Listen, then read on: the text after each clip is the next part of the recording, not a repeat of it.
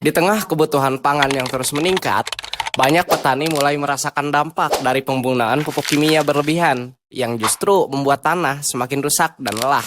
Tanah menjadi keras, unsur haranya berkurang, serta perubahan pH tanah yang dapat mengganggu penyerapan nutrisi yang membuat tanaman lebih mudah terserang penyakit.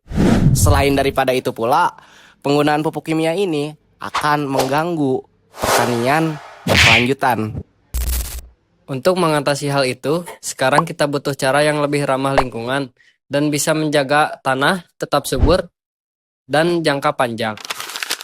Nah, salah satu solusinya adalah membuat pupuk organik cair atau disebut POC. Nah, kelompok kami dalam pembuatan POC memilih bahan utamanya yaitu daun gamal, kelor, dan air kelapa. Karena menurut studi literatur yang kami baca, bahan-bahan tadi memiliki hormon auksin dan kaya akan unsur hara yang baik bagi tanaman, apalagi unsur nitrogennya yang sangat tinggi. Kenapa daun gamal? Karena tanaman ini mudah ditemukan, cepat tumbuh, dan juga memiliki kandungan yang bagus untuk tanaman. Jika dicampurkan dengan daun kelor dan difermentasi, hasilnya akan menjadi pupuk cair yang kuat, tetapi tetap aman untuk tanah. Kami menggunakan bahan seperti M4 sebagai mikroorganisme efektif agar mempercepat proses penguraian. Molase, garam, dan gula merah sebagai sumber energi dan aktivator untuk mikroorganisme yang mempercepat proses fermentasi bahan organik. Singkatnya, sebagai makanan mikroba. Semua bahan ini berguna untuk membantu mempercepat proses fermentasi dan membuat mikroorganisme baik berkembang lebih banyak. Alat-alat yang kami gunakan terbilang cukup sederhana.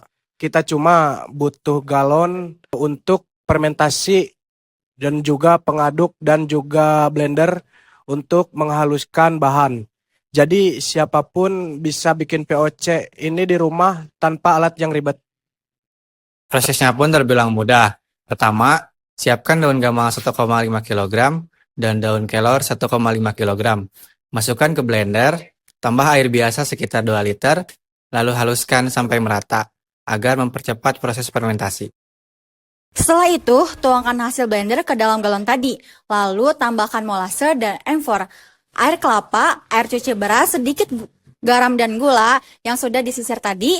Aduk semuanya sampai tercampur dengan baik. Jika sudah, galon bisa ditutup dan jangan terlalu rapat supaya gas hasil fermentasi bisa keluar ataupun bisa menggunakan metode botol fermentasi yang dibuat dengan menggunakan selang dan botol bekas sebagai airlock. Kemudian simpan di tempat yang teduh dan biarkan fermentasi berjalan selama 2 minggu sampai POC matang dan siap digunakan.